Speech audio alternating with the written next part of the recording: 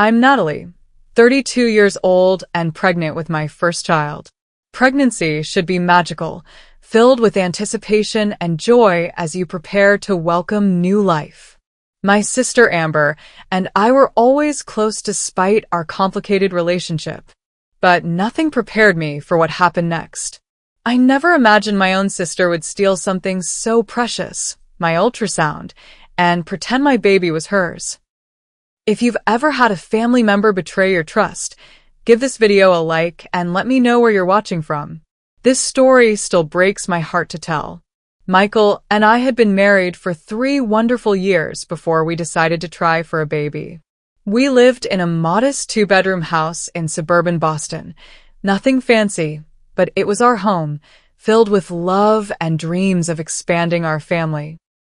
The nursery-to-be was currently my home office, a small room with soft yellow walls that caught the morning sunlight perfectly.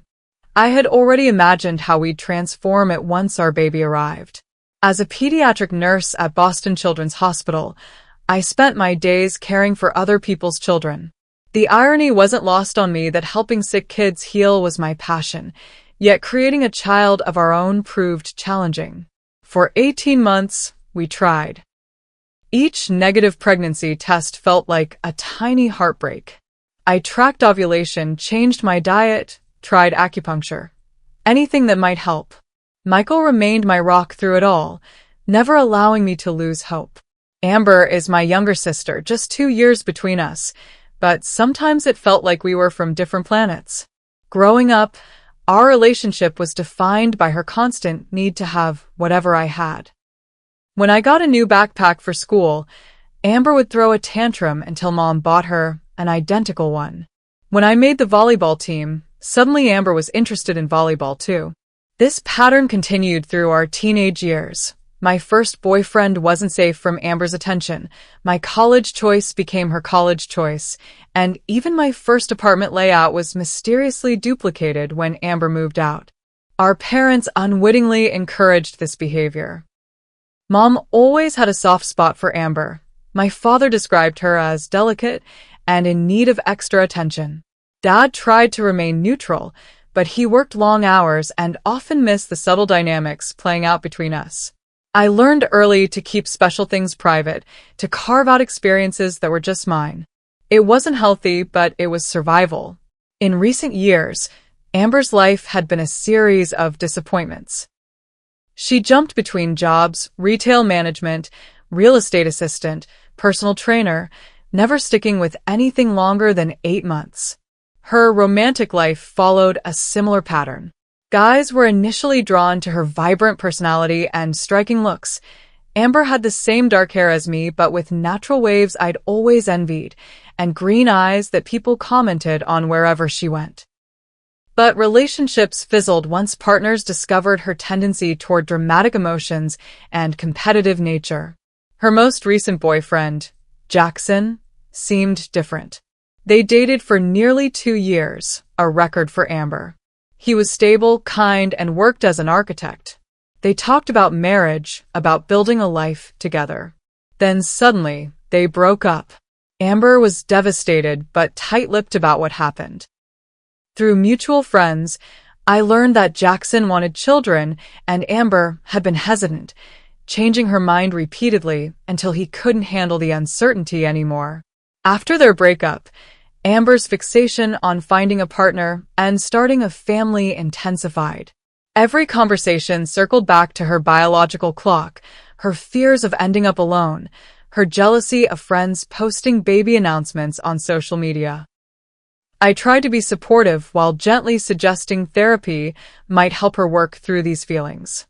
She dismissed the idea immediately. When I discovered I was pregnant after 1.5 years of trying, I was ecstatic and terrified simultaneously. The 2 pink lines on that test represented everything we'd been hoping for. Michael cried when I told him, placing his hand on my still flat stomach and whispering hello to our baby. We agreed to wait until the 12-week mark to tell extended family, though I couldn't resist sharing the news with my parents right away. Mom and Dad were thrilled. Their first grandchild was on the way. They promised to keep our secret until we were ready for a broader announcement. I debated telling Amber early, knowing her emotional state had been fragile since her breakup with Jackson. Michael suggested waiting, reminding me how she'd reacted to my promotion last year, with forced smiles and then a week of distant behavior. But she was my sister. If I couldn't share this joy with her, what did that say about our relationship? So I invited her for coffee at my favorite local bakery, a neutral space where I could gauge her reaction. When I told her, Amber's face cycled through several emotions: surprise, something unreadable, then what appeared to be genuine happiness. She hugged me tight, asked when I was due, and immediately began talking about hosting my baby shower. Her enthusiasm seemed sincere, and I felt relieved. Maybe this baby would bring us closer together. In the following weeks, Amber texted daily asking how I was feeling. She brought over ginger candies when morning sickness hit, researched prenatal vitamins, and seemed invested in my pregnancy journey.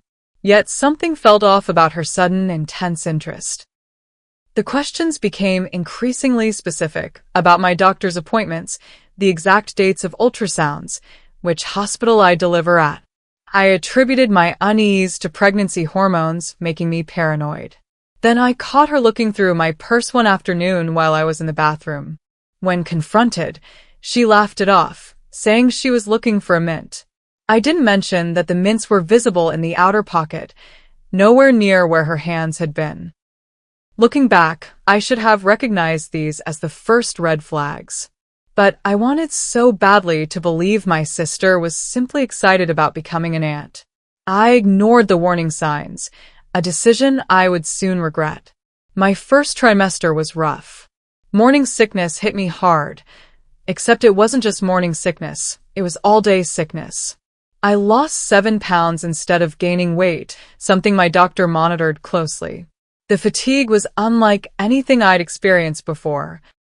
I'd fall asleep on the couch by 8 every evening, sometimes mid-conversation with Michael. Despite the discomfort, each symptom reassured me that hormones were flowing and our baby was developing. At 8 weeks, we had our first ultrasound appointment. The grainy black and white image on the screen didn't look like much to the untrained eye, but to us, it was everything. The rapid fluttering of that tiny heart, 167 beats per minute, brought tears to my eyes.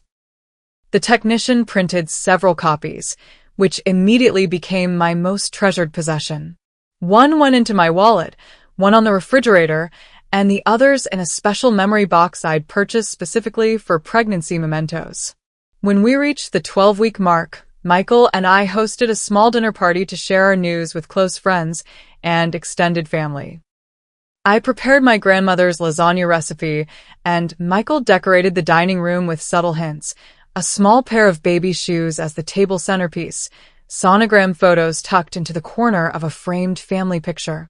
We didn't announce anything immediately, waiting to see if anyone would notice the clues. Amber arrived 20 minutes early, offering to help set up. She wore a new dress and seemed unusually interested in the table arrangements. When our friends Rachel and her husband Tom arrived, followed by Michael's brother James and his wife Sarah, the evening began in earnest. The conversation flowed along with the wine, sparkling cider for me, and finally, during dessert, my brother-in-law James spotted the sonogram. "Wait a minute," he said, pointing toward the frame. "Is that what I think it is?" Michael squeezed my hand under the table as we confirmed the news. The room erupted in congratulations, hugs, and excited questions about due dates and gender preferences. Amber's reaction was subdued compared to everyone else's. She smiled and offered congratulations, but I noticed her eyes didn't quite match her expression. When Rachel asked how I was feeling, Amber interrupted before I could answer. "She's been so sick," Amber said, as if she were the authority on my pregnancy. "Much worse than most women. The doctor is a bit concerned." This wasn't true. My doctor had assured me that while unpleasant, my symptoms were normal.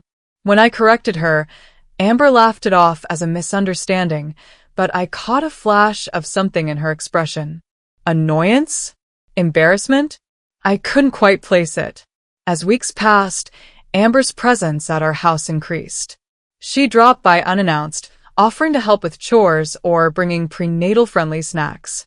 While I appreciated the support, her hovering began to feel intrusive. She'd rearrange things in our kitchen, claiming she was organizing better for when baby comes. She asked detailed questions about my medical care that felt beyond normal interest. Which doctor are you seeing again? What's her specialty? Does she have hospital privileges at both Mercy and General, or just one? What time are your appointments usually scheduled for? Michael started expressing concern about Amber's overly involved behavior. It's like she's the one having the baby, he commented one night after she'd left. Did you notice how she corrected you about your due date? As if you wouldn't know when your own child is due. I brushed off his concerns, attributing Amber's behavior to excitement about becoming an aunt. But deep down, something felt wrong. The sister who had always competed with me was now intensely focused on my pregnancy, almost as if she were studying it. At 16 weeks, I posted our first social media announcement, a simple picture of Michael and me holding the ultrasound image with a caption, "Baby Wilson, arriving August 2025. Comments flooded in from friends and colleagues, offering congratulations and well wishes. Amber's comment stood out. I know exactly how you're feeling right now. Such a special time. The wording struck me as odd. How could she know exactly how I was feeling? As my second trimester progressed, I began to show. The small bump became impossible to hide, and I embraced it, finally feeling like my pregnancy was real and visible to the world. I started a private online journal documenting each milestone, each flutter and kick. I recorded waist measurements, symptoms, and emotions, creating a keepsake for our child someday. My 20-week anatomy scan was a highlight, the detailed ultrasound showing perfect little fingers and toes, spine and organs developing right on schedule. We decided to learn the baby's sex, overjoyed to discover we were having a little girl. The technician printed several images, including a 3D rendering that clearly showed her facial features. These precious photos joined the others in my memory box, which I kept on my bedside table. A week later, I noticed the box had been moved slightly. The ribbon I'd unconsciously wrapped a certain way was tied differently. When I opened it, everything seemed to be there, but something felt off about the arrangement. I mentioned it to Michael, who suggested I might have moved it while dusting. Pregnancy brain was real. We joked. I'd already forgotten appointments and misplaced my keys more in the past few months than in the previous year. Around this time, Amber's behavior shifted again. She began canceling our plans together, claiming work was busy or she wasn't feeling well. Our usual Sunday brunch tradition fell by the wayside. She remained engaged via text, always asking for updates about the baby, but in-person meetings became rare. When I asked if everything was okay, she assured me she was just giving me space to rest and prepare for motherhood. I didn't realize then that her absence wasn't about giving me space at all. Amber was busy constructing an elaborate deception that would nearly destroy our family. At 24 weeks pregnant, I'd settled into a comfortable routine. My energy had returned, the nursery was coming together, and we'd begun childbirth classes at the local hospital. Life felt good, challenging but good. Michael had been promoted at work, which meant longer hours temporarily but better paternity leave when the baby arrived. We were making it work, tackling this new chapter together. One Saturday morning, while organizing the nursery closet, I decided to look through my memory box, wanting to compare my 20-week ultrasound with the 24-week images we'd just received. As I sorted through the photos, a cold realization hit me. One of the 3D ultrasound images from the 20-week appointment was missing. I emptied the entire box, searching frantically, but it wasn't there. I called for Michael, who helped me search the bedroom, thinking it might have fallen out. We checked under the bed, in drawers, between books on the nightstand. Nowhere. I tried to remember the last time I'd looked through the box. Amber had visited 3 days ago, bringing a baby blanket she'd found at a boutique. She'd been alone in our bedroom for a few minutes when I answered a phone call. "You don't think?" Michael started, then stopped himself. "No," I said firmly. "She wouldn't." I tried to dismiss the thought, but a knot formed in my stomach. I texted Amber casually, asking if she'd seen the ultrasound photo when she was over.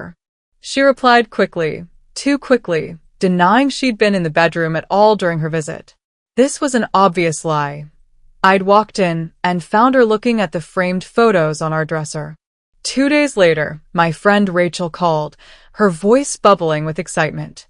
"I can't believe you didn't tell me Amber is pregnant too. This is amazing. Cousins who'll be the same age. When is she due?" My blood ran cold. "What are you talking about? Amber isn't pregnant." Rachel's confusion was evident, but she just announced it on Instagram yesterday. She posted an ultrasound picture and everything. She's having a girl too, due in August. "I assumed you knew." My hands shaking, I thanked Rachel and hung up. I immediately opened Instagram, where Amber's post awaited at the top of my feed. There it was, my missing ultrasound image with the caption, "Overjoyed to announce baby girl Thompson coming August 2025. Jackson and I couldn't be happier to start our family together." The post included hashtags about rainbow babies and miracles after struggling. The room spun around me. Jackson, her ex-boyfriend, was tagged, though he hadn't responded or liked the post. The ultrasound image was unmistakably mine, the same one missing from my memory box. The due date she claimed was mere days from my actual due date. I called Amber immediately, my heart pounding. She answered cheerfully, as if nothing was wrong. "How could you?" I managed to say, my voice barely a whisper. "That's my ultrasound, Amber. My baby." "What are you talking about?" she replied, her tone defensive. "I'm pregnant too, Natalie. I know it's hard for you to not be the center of attention for once, but you could at least be happy for me. I've been trying to get pregnant for 18 months. You broke up with Jackson weeks ago." "This is impossible." "We got back together," she snapped. "It happened fast, yes, but these things happen. I'm hanging up now. Your jealousy is really disappointing." Before I could respond, she ended the call. I sat frozen, staring at my phone. Within minutes, my parents called, thrilled about Amber's news. They gushed about having 2 grandchildren arriving at the same time, how special it would be for our family. I couldn't bring myself to tell them the truth, not over the phone, not when they sounded so happy. Michael was furious when he came home and learned what had happened. He wanted to call my parents immediately to confront Amber publicly. I hesitated, concerned about my sister's mental state. What would drive her to such an elaborate lie? Part of me worried that publicly exposing her would push her over some edge. "She stole our baby's image, Natalie," Michael said firmly. "She's pretending your pregnancy is hers. This isn't just weird, it's disturbing." He was right, of course. But I needed evidence beyond just my missing photo. I needed to understand the extent of her deception before confronting her. So I did something I never thought I'd do. I asked a mutual friend to send me screenshots of her private messages with Amber. What I discovered was chilling. For weeks, Amber had been sending friends detailed messages about her pregnancy journey. She described morning sickness identical to mine, cravings that matched mine exactly, and doctor's appointments scheduled suspiciously close to my own. She'd even told people she was seeing my obstetrician, Dr. Levine, though she claimed to be at a different office location. Most disturbing were the additional ultrasound images she'd shared privately, all stolen from my memory box, I now realized. Photos I hadn't even noticed were missing. She'd crafted an entire fictional pregnancy narrative, mirroring my experience week by week, staying just behind my timeline so she could copy my symptoms and milestones. That night, I barely slept. The betrayal cut deep, but beyond my own hurt, I worried about Amber. This wasn't normal jealousy or attention-seeking behavior. This was something far more concerning. What would happen when August arrived and she had no baby to present? How far would she take this charade? The following weeks brought a surreal escalation to Amber's deception. At 26 weeks pregnant, I attended a family dinner at my parents' home, dreading the inevitable confrontation with Amber. When she arrived, I froze in disbelief. She wore a fitted dress with what appeared to be a pregnancy bump, smaller than mine, but unmistakable. She had purchased a prosthetic belly or patted herself to maintain the illusion. Throughout dinner, she mimicked my symptoms with unsettling precision. When I mentioned heartburn, she placed her hand on her false bump and complained about experiencing the same. When I declined wine, she made a show of requesting sparkling water for the baby. She even excused herself to the bathroom at one point, returning with comments about the baby pressing on her bladder. My parents were completely taken in, enchanted by the idea of their daughters sharing this journey simultaneously.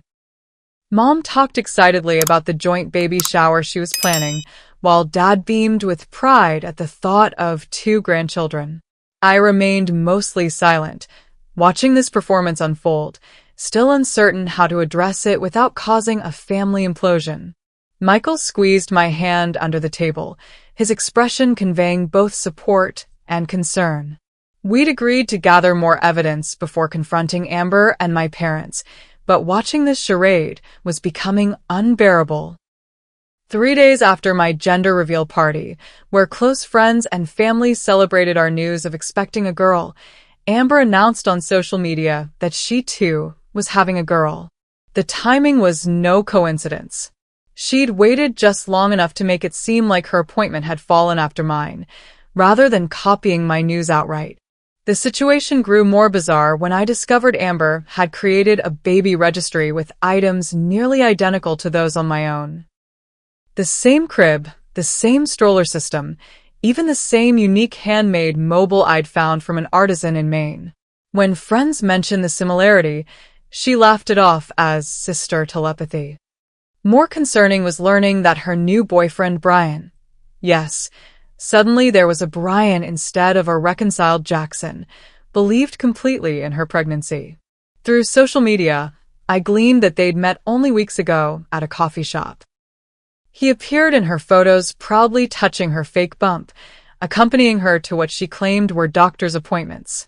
In one particularly troubling post, she tagged the same maternal boutique where I'd purchased maternity clothes, claiming they'd had a special mom-to-be shopping day. I attempted several times to speak with Amber privately, calling and texting to suggest we meet alone. Each time, she deflected or outright refused, always with an excuse. She wasn't feeling well. Brian had planned a surprise. She needed to rest. When I drove to her apartment unannounced one afternoon, she refused to open the door, texting that she was following doctor's orders to reduce stress.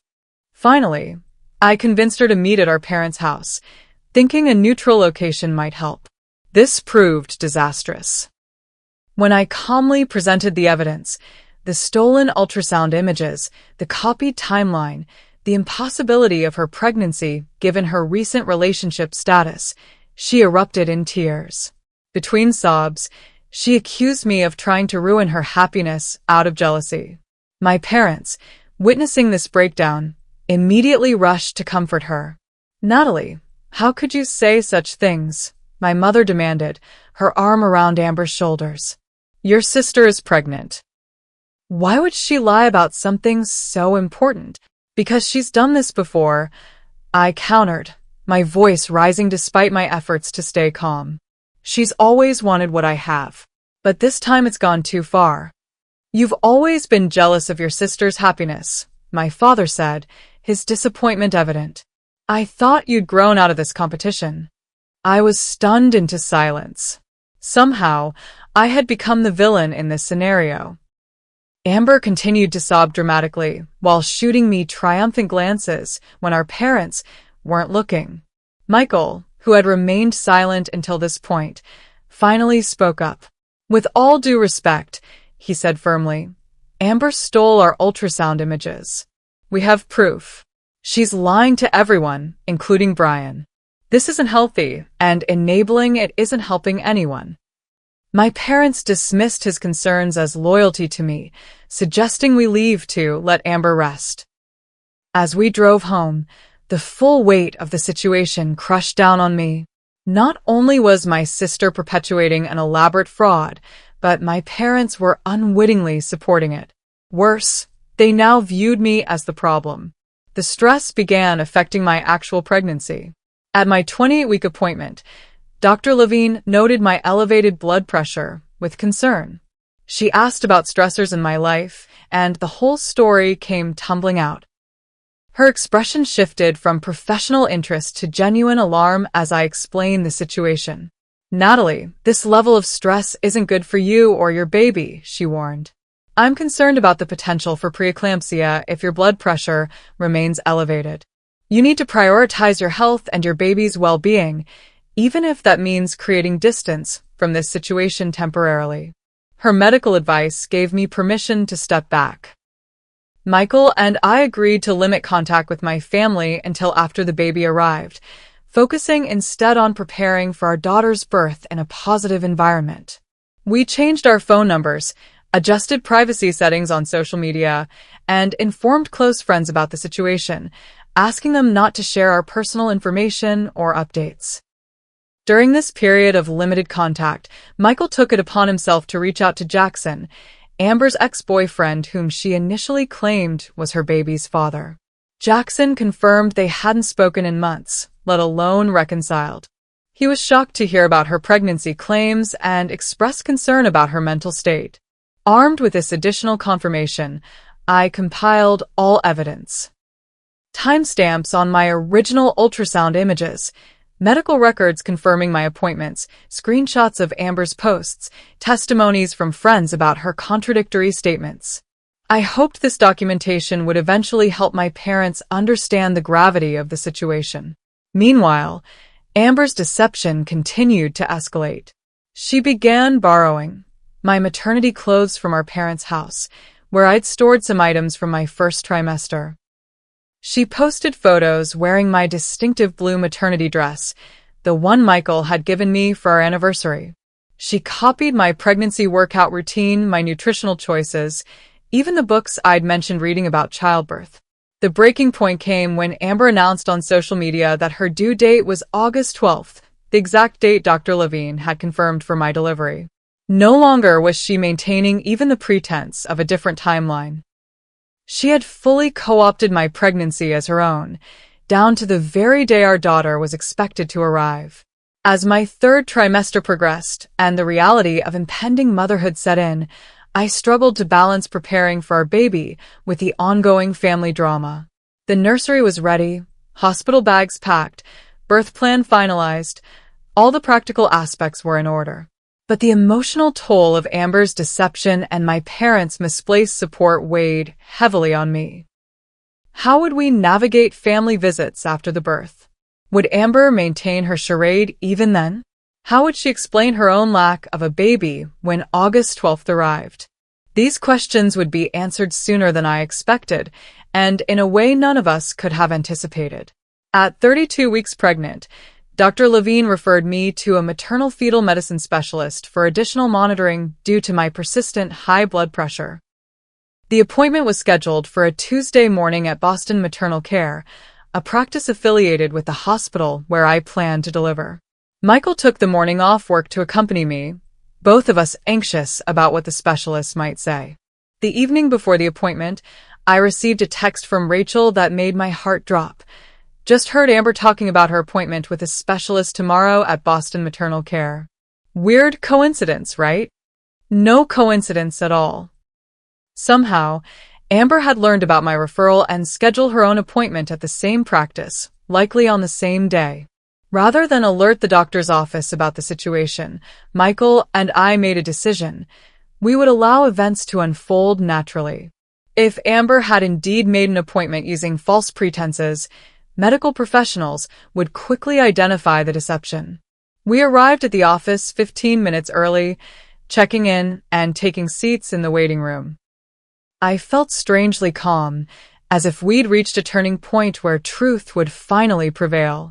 20 minutes later, Amber walked in with Brian. She faltered momentarily upon seeing us, but quickly recovered, plastering on a smile and approaching. "What a coincidence," she exclaimed, her voice artificially bright. "They referred me to a specialist too. Blood pressure issues run in families, I guess." Brian smiled politely, extending his hand to Michael. He appeared genuinely excited, his hand protectively placed on Amber's lower back. I felt a pang of sympathy for him, an innocent bystander about to have his world upended. "How far along are you now?" he asked me conversationally. 32 weeks, I replied, watching Amber's expression carefully. "Us too," she jumped in before Brian could respond. "Due August 12th. The receptionist called my name before I could respond, and Michael and I were escorted to an exam room. The specialist, Dr. Patterson, was thorough and kind, reviewing my history and performing an ultrasound to check on the baby. Everything looked good despite the blood pressure concerns, and she prescribed modified bed rest and additional monitoring for the remainder of my pregnancy. As we finished the appointment, Dr. Patterson mentioned casually, "I see your sister is also pregnant and has an appointment today. Twins run in families, but shared due dates are quite the coincidence." I exchanged glances with Michael before responding carefully, "Yes, quite the coincidence." Dr. Patterson must have sensed something in my tone, because she paused, looking at me more intently. "Is everything okay between you two? Family support is important during pregnancy." I hesitated, then decided honesty was necessary. "Doctor, my sister isn't actually pregnant. She's been pretending, using my ultrasound images and copying my pregnancy timeline. I believe she may have made this appointment under false pretenses." Dr. Patterson's expression shifted from confusion to concern. "I see. This is unusual. I can't discuss another patient with you, of course, but I appreciate you sharing this information. Patient safety is our priority." We left the exam room and headed toward the exit, passing the waiting area where Brian sat alone, scrolling through his phone. Amber must have been called in for her appointment. Part of me wanted to leave immediately to avoid the inevitable confrontation, but Michael squeezed my hand, and we took seats across from Brian, waiting. 30 minutes later, we heard raised voices from down the hallway. A door opened, and Amber's voice became clearly audible, high-pitched and frantic. "You don't understand. I am pregnant. Check again." Dr. Patterson's response was calm but firm. "Miss Thompson, as I've explained, there is no evidence of pregnancy. I've performed an ultrasound and blood work, both confirming you are not pregnant. I'd like to discuss some resources that might help you work through this situation." Amber emerged from the hallway, her face tear-streaked and contorted with anger. When she spotted us in the waiting room, she froze. Brian stood, confusion evident on his face. "What's going on?" he asked, looking between Amber and the doctor who had followed her into the waiting area. Amber's composure crumbled entirely. "They're lying. Natalie put them up to this, because she's jealous. I'm pregnant, Brian. I've shown you the ultrasounds." Dr. Patterson maintained her professional demeanor despite the outburst. "Sir, I understand this is confusing and distressing. Would you like to step into a private room to discuss this further?" Brian looked shell-shocked, his gaze darting between Amber and the doctor. "Are you saying she's not pregnant? But the pictures, the appointments, the everything." Amber lunged toward me suddenly, her finger pointing accusingly. "Tell them, Natalie. Tell them I'm pregnant too.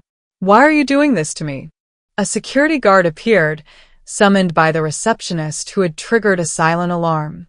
The situation was escalating rapidly, with Amber becoming more hysterical by the moment. Despite everything she'd put me through, watching my sister's public breakdown was heartbreaking. This wasn't the resolution I'd wanted. "I think we should call your parents," I said quietly to Amber. "And maybe a therapist." "I don't need a therapist," she screamed, drawing attention from everyone in the waiting room. I need people to stop lying about me. Brian had backed away, the reality of the situation clearly dawning on him. The ultrasound in your apartment, he said slowly. It has Natalie's name on it, doesn't it? I never looked closely, but it's there. Amber's expression crumpled, the last vestiges of her deception falling away. I was going to have a baby, she whispered. I was supposed to have one by now. Jackson left because I couldn't commit to having children, but then when I was ready, he was gone. It's not fair that she gets everything. It's never been fair.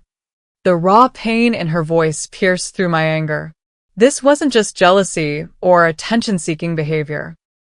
My sister was deeply unwell, caught in a delusion that had spiraled far beyond her control. Dr. Patterson spoke gently to Amber. Let's find you a quiet place to sit down. Would you like me to call someone for you? A mental health professional could be helpful right now. Amber's response was to sink to the floor, sobbing uncontrollably. The security guard and a nurse helped her to a private room, while Dr. Patterson spoke quietly with Brian, who looked completely overwhelmed by the revelation. I only met her 8 weeks ago, I overheard him say. She told me she was already pregnant when we met, that the father wasn't in the picture. I had no idea, none of it was real. His shock quickly turned to anger. He approached me before leaving, his expression a mixture of embarrassment and rage. Did you know she was doing this the whole time? Why didn't anyone stop her? We tried, Michael explained. Her family believed her over us. Brian shook his head in disbelief. Tell her not to contact me again. I can't, this is too much. With that, he walked out, another casualty of Amber's elaborate deception. The clinic staff contacted my parents, explaining that Amber needed immediate support. They arrived 30 minutes later, confused and concerned. The doctor took them aside for a private conversation, presumably explaining the situation. When they emerged, my mother was crying, and my father looked ashen. For the first time, they saw the reality of what had been happening. Their younger daughter hadn't been experiencing a miracle pregnancy alongside her sister. She had fabricated an entire false narrative, complete with stolen medical images and a prosthetic belly. Their perfect vision of dual grandchildren arriving together shattered in an instant. As Amber was sedated and prepared for transport to a psychiatric evaluation, my mother approached me tentatively. Natalie, I don't understand. How did we not see this? It wasn't the time for recriminations or I told you so moments. My sister needed help, and my parents needed support adjusting to this shocking reality. Despite everything, they were still my family. We'll figure it out, I said, placing a hand on my very real pregnant belly. But first, Amber needs professional help. The family that had fractured under the weight of an elaborate deception now faced a different challenge, helping one daughter through a mental health crisis while supporting another through the final weeks of pregnancy. As we left the medical office that day, nothing was resolved, but at least the truth was finally out in the open. The days following the doctor's office revelation were chaotic and emotionally draining. Amber was admitted to the psychiatric unit at Boston General Hospital for evaluation and treatment. The initial diagnosis was severe depression with psychotic features, complicated by what the psychiatrist described as factitious disorder, the medical term for fabricating illness or, in this case, pregnancy. My parents were devastated, struggling to reconcile the daughter they thought they knew with the one who had constructed such an elaborate deception. They spent most days at the hospital, attempting to understand Amber's condition and treatment plan. Mom called me nightly with updates, her voice hollow with exhaustion and guilt. The doctor says she's been having these thoughts for months, she told me one evening. Ever since Jackson broke up with her. She genuinely believed at some points that she was pregnant, that she deserved to be pregnant more than you. The unspoken question hung between us. How had they missed the signs? How had they enabled her behavior to reach this breaking point? A week after Amber's hospitalization, the hospital arranged a family therapy session with Amber's treatment team.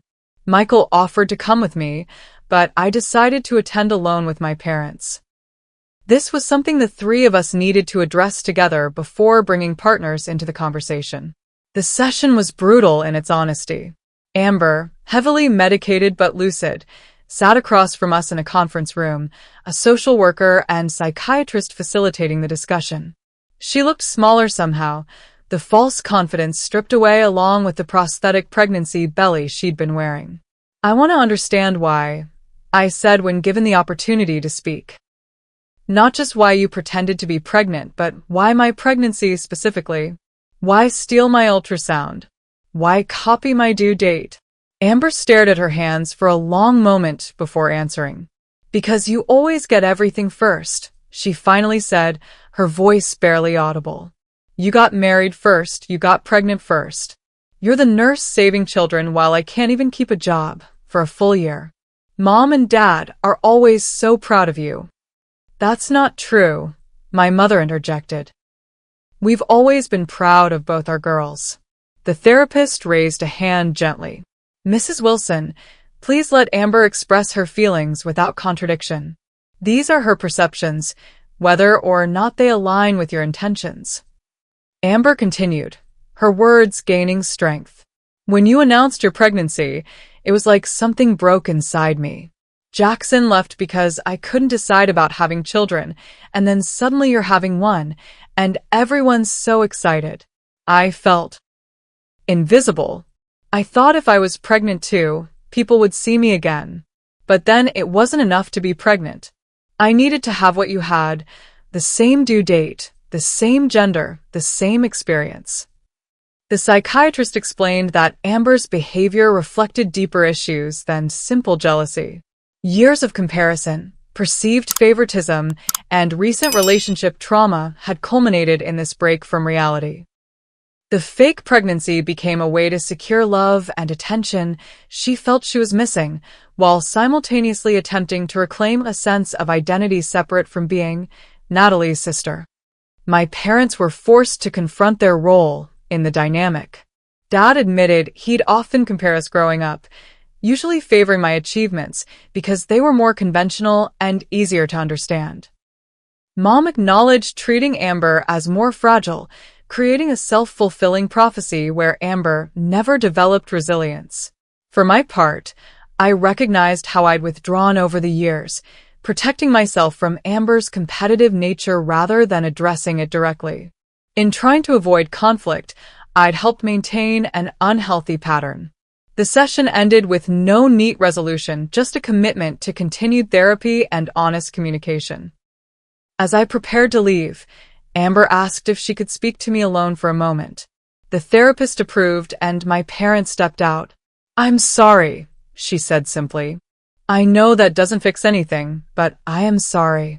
I nodded, unable to offer forgiveness just yet, but acknowledging her apology. "Get better, Amber. That's what matters now." Making the difficult decision to create distance from Amber during her treatment was necessary for my health and my baby's. Dr. Patterson had been clear, my blood pressure remained concerning, and stress was a significant factor. Michael and I agreed that while I would remain informed about Amber's progress, direct contact would be limited until after our daughter's birth. This decision created additional tension with my parents, who struggled to divide their attention between their hospitalized daughter and their pregnant one. They seemed to expect me to visit Amber regularly, to participate actively in her recovery despite my own precarious health situation. "She's asking about you," Mom would say during our phone calls. Just a short visit would mean so much to her. Michael finally intervened after one particularly upsetting call left me in tears.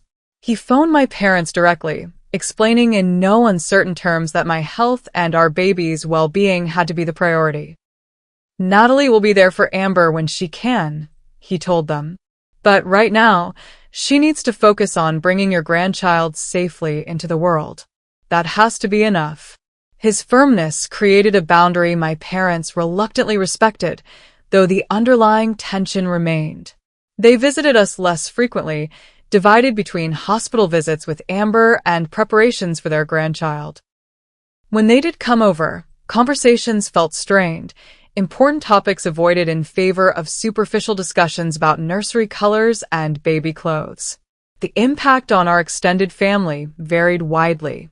My father's sister, Aunt Judith, immediately took my side, having witnessed Amber's attention-seeking behavior over the years. My mother's family largely rallied around Amber, viewing her as the victim of mental illness who needed support rather than judgment. Family gatherings were put on hold indefinitely, the fracture too raw to navigate in larger settings. Meanwhile, the practical aspects of preparing for motherhood continued. I began maternity leave at 34 weeks, focusing on rest and stress reduction. Michael transformed our home into a sanctuary, limiting visitors and screening calls. Friends like Rachel stepped up beautifully, organizing meal deliveries and offering practical support without bringing drama to our doorstep. After 2 weeks of treatment, Amber was released from the hospital with an outpatient treatment plan. My parents brought her to their home rather than returning her to her apartment, a decision I supported despite our strained relationship. She needed supervision and support that only family could provide.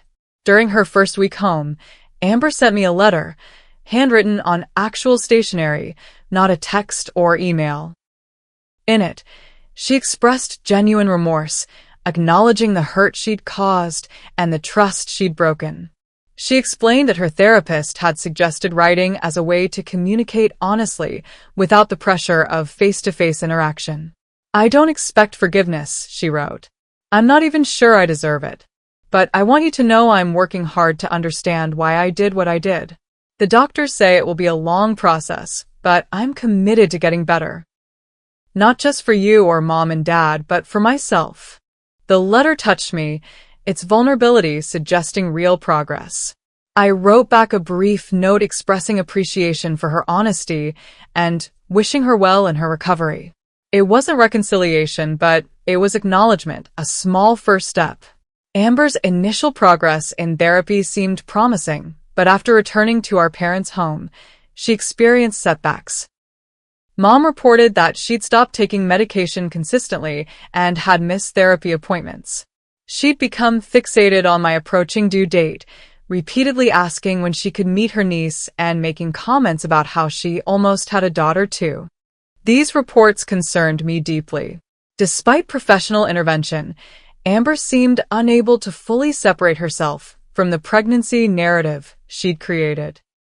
My parents struggled to navigate this behavior, torn between enforcing boundaries and avoiding triggers that might worsen her fragile mental state. With just 3 weeks until my due date, I found myself in the painful position of setting firm boundaries with my parents. Michael and I invited them to dinner, where I explained as gently as possible that Amber would not be welcome at the hospital when our daughter was born, nor during our first weeks home. "This isn't punishment," I explained, seeing the hurt in their eyes. "This is protection, for our daughter, for me, and honestly, for Amber too. Putting her in a situation that might trigger another episode wouldn't be fair to anyone." My father nodded slowly, beginning to understand. My mother was less accepting, suggesting I was being overly cautious and denying Amber the chance to make things right. "Making things right doesn't happen in a delivery room," Michael said firmly. "It happens through consistent therapy and respecting boundaries. We're not saying never, we're saying not yet." They left that evening with a clearer understanding of our position, if not complete acceptance. As my due date approached, I found myself in the strange position of preparing for childbirth while emotionally distanced from half my family. It wasn't what I'd imagined for this special time, but it was necessary. The final weeks of pregnancy passed in a blur of doctor's appointments, last-minute preparations, and increasing discomfort. Despite the family strain, I found moments of pure joy, feeling my daughter's hiccups, watching Michael assemble the crib, folding tiny clothes for our soon-to-arrive baby. This was still our miracle, our long-awaited child, regardless of the circumstances surrounding her arrival. 3 weeks before my scheduled due date, I woke at 2 a.m. with unmistakable contractions. They were still 15 minutes apart, but their intensity left no doubt. Our daughter was coming early. Michael calmly timed the contractions while packing the car with our hospital bags. By 4 a.m., when contractions had progressed to 7 minutes apart, we decided to head to the hospital. In the midst of preparing to leave, Michael asked the question we'd been avoiding. Should we call your parents now? We'd previously agreed to wait until labor was well established before notifying them, giving ourselves privacy during the early stages. But now, faced with the reality of our daughter's imminent arrival, the decision carried emotional weight. Not yet, I decided. Let's get to the hospital and make sure this is really it. There will be plenty of time to call them later. This choice wasn't about spite or punishment. It was about protecting the sacred space of birth from any potential tension or stress. Our daughter deserved to enter the world surrounded by complete calm and love. The labor progressed rapidly after we arrived at the hospital. By noon, I was fully dilated and ready to push. The delivery room remained peaceful, just Michael, myself, and the medical team focused entirely on bringing our daughter safely into the world. At 1:27 p.m., Hannah Grace Wilson arrived, weighing 6 pounds, 4 ounces, with a strong cry and perfect APGAR scores. The moment she was placed on my chest, time seemed to stop. Her tiny fingers curled around Michael's pinky as he leaned over us, tears streaming down his face. In that perfect moment, the family drama faded completely. This was all that mattered. Our daughter, healthy and beautiful, finally in our arms after so many months of anticipation. It wasn't until 3 hours later, when we'd been moved to a recovery room and had our first attempts at breastfeeding, that Michael gently reminded me about calling my parents. I nodded, suddenly eager to share our joy despite the complicated feelings. My father answered on the second ring, his voice casual, until I shared our news. His immediate joy quickly gave way to hurt when he realized we'd been at the hospital for hours without telling them. "Why didn't you call us when you went into labor?" he asked, the pain evident in his voice. "We needed this time, Dad," I explained gently. "Just the 3 of us, without any complications. But we want you and Mom to come meet her now, if you'd like." They arrived 45 minutes later, my mother's eyes red from crying, whether from joy about her granddaughter or hurt about being excluded from the birth. I couldn't tell. But when Hannah was placed in her arms, everything else seemed to disappear. My father stood beside her, one hand on my mother's shoulder, the other gently touching Hannah's dark hair. "She's perfect," Mom whispered. "Absolutely perfect." The unspoken question hung in the air. Where was Amber? I answered before they could ask. "I think it's best if Amber waits a bit before meeting Hannah. Just until we're home and settled. I hope you understand." To my surprise, they both nodded without argument. Perhaps the reality of holding their actual grandchild had clarified things for them in a way our conversations hadn't. "Amber's having a difficult day anyway," my father said quietly. This news, it might be better to ease into it. Their visit was brief, but healing in its way. As they prepared to leave, my mother hugged me tightly, whispering, "I'm sorry we didn't believe you. About everything." "I'm so sorry, Natalie." It wasn't a complete resolution, but it was a start, an acknowledgement of how their actions had contributed to the painful situation. The first 3 months with Hannah were a beautiful blur of sleepless nights, newborn snuggles, and adjusting to our new reality as parents. Michael took extended paternity leave, creating a protective bubble around our little family as we found our footing. My parents visited regularly, always respectful of our boundaries, never pushing for Amber to be included before we were ready. Through them, I received updates about Amber's progress. She had returned to consistent therapy, found a medication regimen that seemed to help, and had begun a part-time job at a local bookstore. She no longer spoke about her fictional pregnancy and had deleted all social media accounts to focus on her recovery without digital distractions. As Hannah reached the 3-month mark, I felt ready to consider the next step in family healing. After discussing it thoroughly with Michael and consulting with Amber's therapist, we agreed to a supervised meeting between Amber and Hannah. The therapist suggested her office as a neutral location where she could facilitate the interaction and intervene if necessary. The day of the meeting, I felt a complex mixture of emotions: nervousness, hope, lingering anger, and compassion for my sister's struggles. Michael and I arrived with Hannah sleeping peacefully in her carrier, her chubby cheeks flushed pink from the car ride. Amber was already there, sitting stiffly on the edge of a couch in the therapist's office. She looked healthier than the last time I'd seen her, her eyes clearer, her posture more confident. When we entered, she stood but maintained her distance, clearly respecting the boundaries we'd established. "Thank you for coming," she said simply. "I've been looking forward to meeting her." The therapist guided us through the interaction, suggesting I hold Hannah while Amber sat nearby, allowing the baby to become accustomed to her presence. As Hannah woke and began to look around curiously, Amber's reserved demeanor softened. "She has your eyes," she observed quietly. "The same shape." After some time, I asked if she'd like to hold her niece. The moment Hannah settled into Amber's arms, something shifted in my sister's expression, a complicated mix of joy, grief, and acceptance. "I'm so sorry, Natalie," she said, looking up from Hannah's face to meet my eyes directly. "What I did was unforgivable. I tried to steal something that wasn't mine to take, not just the ultrasound pictures, but your experience, your joy. I convinced myself I deserved it more, that somehow your pregnancy was unfair to me. I see now how sick that thinking was." Her acknowledgement, delivered while holding the very real result of my pregnancy, struck me deeply. This wasn't the defensive sister I'd known, but someone who had confronted her own demons and emerged with painful self-awareness. "I don't expect us to be close again," she continued. "But I hope someday Hannah can know me as her aunt, not as the person who did this terrible thing." Motherhood had changed my perspective on many things, including forgiveness.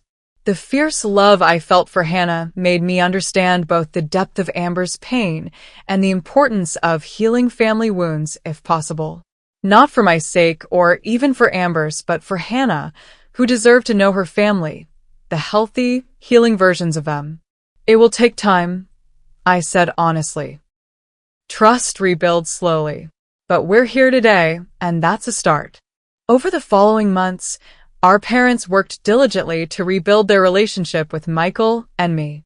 They acknowledged their role in enabling Amber's behavior over the years and committed to more balanced family dynamics moving forward. Family therapy continued, sometimes with all of us together, sometimes in various smaller groupings. The healing wasn't linear or complete. There were setbacks, moments when old patterns emerged, when trust wavered, when the hurt felt fresh again. But there was also progress. Amber maintained her treatment, developed healthier coping mechanisms, and gradually earned small measures of trust through consistent, respectful behavior. By Hannah's first birthday, we had established a new normal. Amber attended the small celebration, bringing an age-appropriate gift and interacting appropriately with her niece. She had begun dating again, this time with the support of her therapist to ensure she maintained healthy relationship boundaries. My parents had found their footing as grandparents, pouring their nurturing energy into Hannah rather than enabling unhealthy dynamics with their adult daughters. As for me, motherhood had taught me more about boundaries, forgiveness, and family than I ever expected to learn. The betrayal from my sister had cut deeply precisely because family has unique power to hurt us. But family also has unique capacity for healing when all parties commit to the difficult work required. Hannah will grow up knowing a version of our family that's healthier than the one that existed before her birth. Someday, when she's much older, she might learn the full story of what happened before her arrival. But more importantly, she'll know the story of how her family healed, imperfectly, gradually, but genuinely. If you've ever experienced a deep betrayal from a family member, I hope my story offers some comfort. The road to healing isn't quick or easy, but it is possible. Sometimes the people who hurt us the most can change, and sometimes the process of establishing boundaries actually leads to healthier relationships in the long run. Have you ever had to forgive someone who deeply betrayed your trust? Share your experience in the comments below. And if this story resonated with you, please like, subscribe, and share it with someone who might need to hear that family healing is possible, even after the most painful betrayals. Thank you for being part of this journey with me, and remember, protecting your peace isn't selfish, it's necessary.